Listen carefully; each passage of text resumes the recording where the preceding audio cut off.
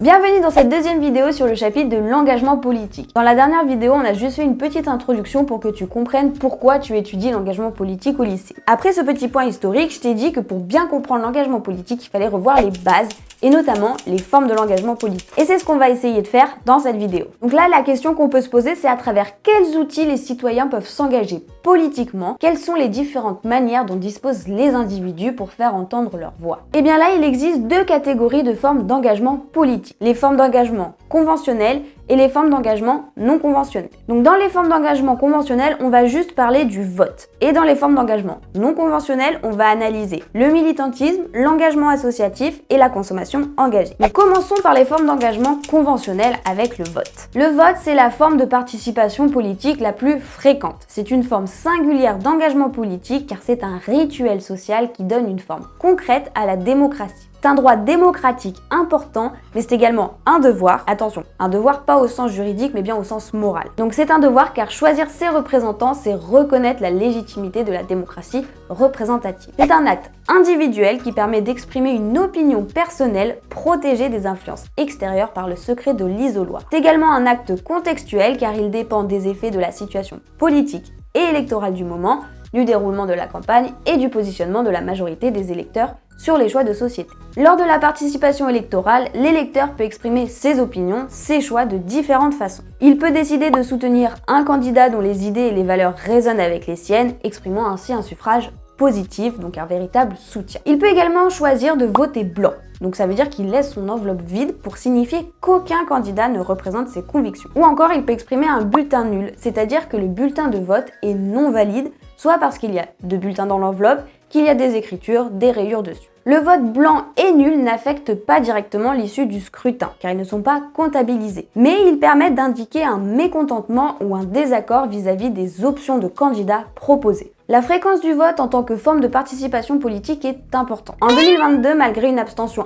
importante, une grande majorité des électeurs a pris part au processus électoral lors des scrutins présidentiels. Ce taux de participation, bien qu'en légère baisse par rapport à 2017, témoigne de l'importance que revêt le vote pour les Français. C'est un engagement considéré comme crucial, surtout parmi les plus âgés qui voient dans le vote le moyen le plus efficace de contribuer à la vie démocratique et au changement social. Par exemple, les électeurs du parti animaliste choisissent de soutenir cette formation politique par conviction profonde en faveur de la cause animale. Leur vote est un engagement pour la protection des animaux, c'est une prise de position contre des pratiques telles que la chasse, l'élevage intensif ou encore la corrida. Ces électeurs voient dans leur choix électoral une manière d'inscrire leurs convictions. À l'opposé, le phénomène de l'abstentionnisme, notamment revendiqué par des mouvements tels que Génération Ingouvernable, interroge et enrichit la discussion sur l'engagement politique. Pour ces militants, s'abstenir n'est pas un signe de passivité, mais c'est bien un acte politique délibéré, une critique de la démocratie représentative et un appel à une démocratie plus directe et participative. Leur abstention est une forme d'engagement visant à remettre en question la légitimité des élections et donc par extension du système politique dans son ensemble. Le vote est donc un moyen d'exprimer son opinion de manière,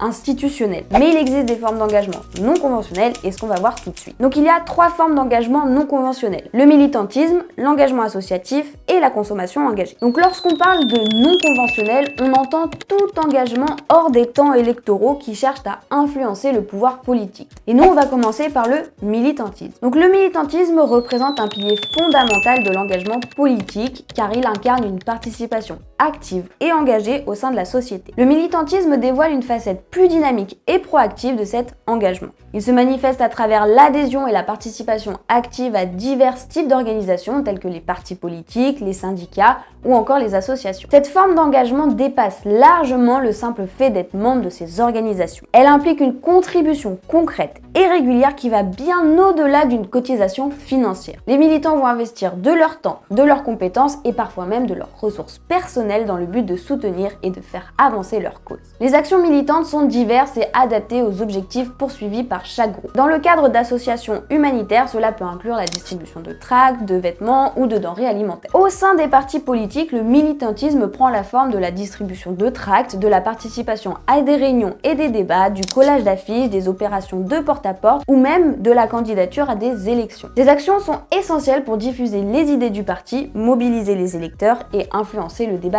public. Elle reflète un engagement profond envers les principes démocratiques et la conviction que le changement sociétal passe par l'implication directe dans le processus politique. Quant aux syndicats, leur militantisme est souvent associé à l'organisation de grèves, de manifestations ou de réunions visant à défendre les droits des travailleurs. Ces actions collectives sont cruciales pour négocier des conditions de travail plus justes et pour protéger les intérêts des salariés face aux potentiels abus des employeurs. Ce qu'il faut retenir, c'est que le militantisme se caractérise par un degré d'implication élevé et direct dans les activités politiques et sociales, et il y a une véritable intention d'influencer les décisions et les politiques publiques. Et attention, il ne faut pas confondre le militantisme, qui est forcément un engagement politique, avec l'engagement associatif, qui ne l'est pas forcément. Ce qui nous permet de rebondir sur notre deuxième forme d'engagement politique, l'engagement associatif. L'engagement associatif peut être défini comme l'adhésion à une association, que ce soit un parti politique, un syndicat, une association humanitaire, etc. Cette association est une organisation à but non lucratif. L'essence de cette engagement réside dans la participation active à la vie et aux activités d'une association, qu'elle soit orientée vers la défense des droits des femmes, l'action humanitaire ou toute autre cause d'intérêt général. Pour qu'un engagement associatif soit considéré comme politique, il doit viser à influencer les décisions collectives ou à critiquer le fonctionnement actuel de la société. Cette dimension politique peut prendre diverses formes, depuis le soutien financier à des organisations qui luttent pour l'égalité des droits, jusqu'à la participation à des campagnes de sensibilisation ou des actions de lobbying. Ainsi, bien qu'un don à une association de défense des droits des femmes puisse sembler être un geste simple, il constitue en réalité une réelle prise de position politique, affirmant un soutien à des changements sociaux spécifiques. Les associations, en tant qu'organisations à but non lucratif, jouent un rôle indispensable. Elles mobilisent des ressources humaines et financières autour de causes variées, allant de la défense de l'environnement à la promotion des droits humains. Leur action, fondée sur les cotisations de leurs adhérents et sur le dévouement de leurs bénévoles, peut influencer de manière importante les politiques publiques et les attitudes sociétales. Donc comme je l'ai dit un peu plus haut, la difficulté ici, c'est de bien distinguer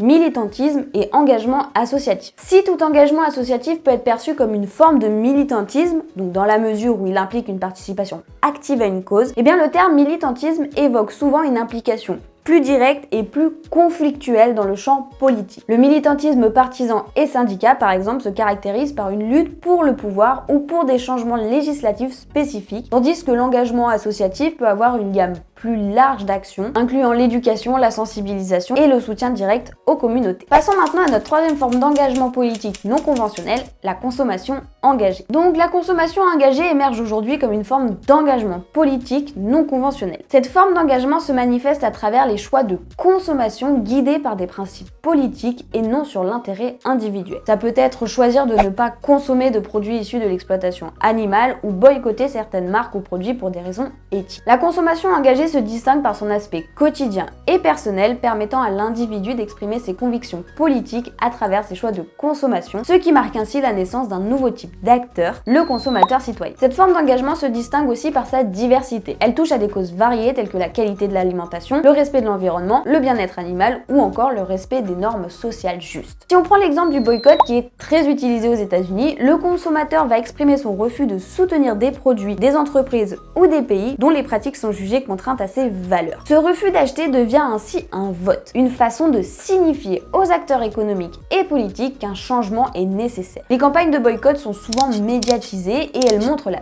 puissance de l'action collective et sensibilisent l'opinion publique sur des enjeux spécifiques. Et à l'opposé, on a le boycott qui favorise lui l'achat de biens et services alignés sur les convictions personnelles du consommateur. Ça peut être le soutien à l'agriculture locale, le commerce équitable ou les produits fabriqués dans des conditions respectueuses de l'environnement et des droits humains. Cette approche positive vise à encourager des pratiques commerciales éthiques et durables en récompensant les entreprises qui adoptent des modèles économiques responsables. L'engagement à travers la consommation ne se limite toutefois pas à des actions individuelles. Il s'accompagne souvent d'une volonté de sensibiliser et d'influencer plus largement la société à travers la participation à des campagnes d'information, la signature de pétitions ou l'engagement dans des associations dédiées à la défense de consommateurs, à la protection de l'environnement ou au bien-être animal. Si on prend l'exemple du mouvement vegan, ce mouvement repose sur un choix de consommation dicté par des convictions éthiques et politiques. Les végans rejettent la consommation de produits d'origine animale pour des raisons écologiques, en soulignant l'impact de l'élevage sur les émissions de gaz à effet de serre, sur la pollution de l'eau,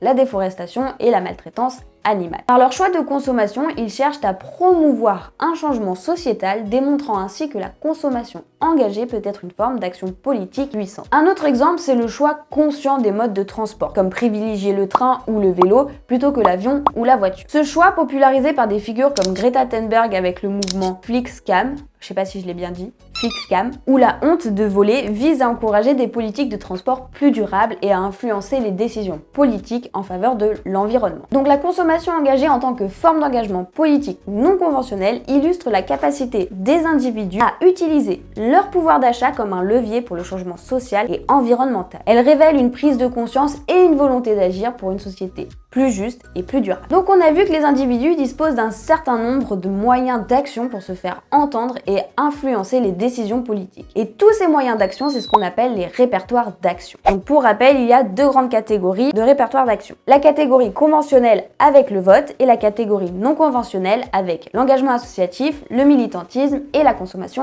engagée. Maintenant, la question la plus importante de ce chapitre, c'est pourquoi les individus s'engagent. Qu'est-ce qui les pousse à vouloir changer ou influencer les politiques publiques? Eh ben, c'est une très bonne question et pour y répondre, on va voir que dans la logique, les individus ne devraient pas s'engager, mais ils le font quand même. C'est un peu chelou, non? Eh bien, si ça t'intrigue, je te laisse aller voir la vidéo suivante car on va percer le fameux secret de ce paradoxe. Et moi, je te dis à tout de suite.